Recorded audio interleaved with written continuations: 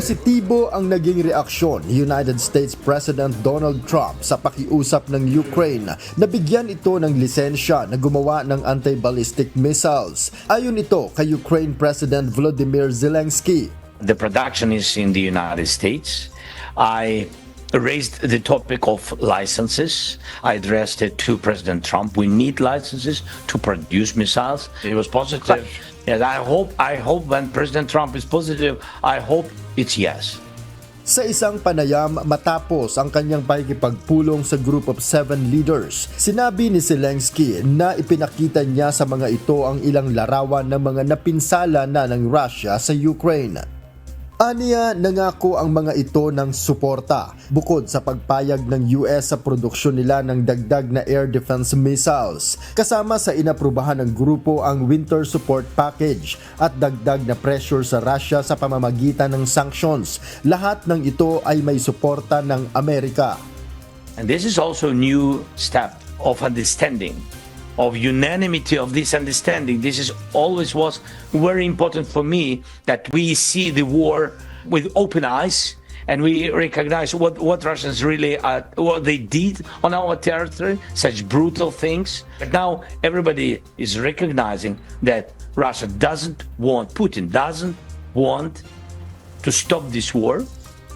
Nangangamba si Zelensky na abuti ng winter season ang kanilang bakbakan ni Russian President Vladimir Putin na tiyak na magiging mahirap lalo na sa mga sibilyan sa parehong bansa dahil sa matinding lamig, hirap sa transportasyon at dahil sa mga napinsalang energy infrastructure na magbibigay sana ng enerhiya panlaban sa mababang temperatura.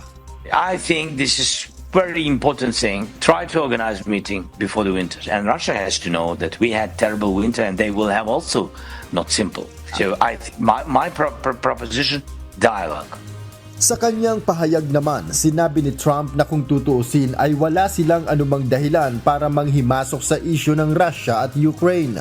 Ang tangi lamang nilang koneksyon ay ang magbenta ng armas sa European countries, kasama ang dalawang bansa.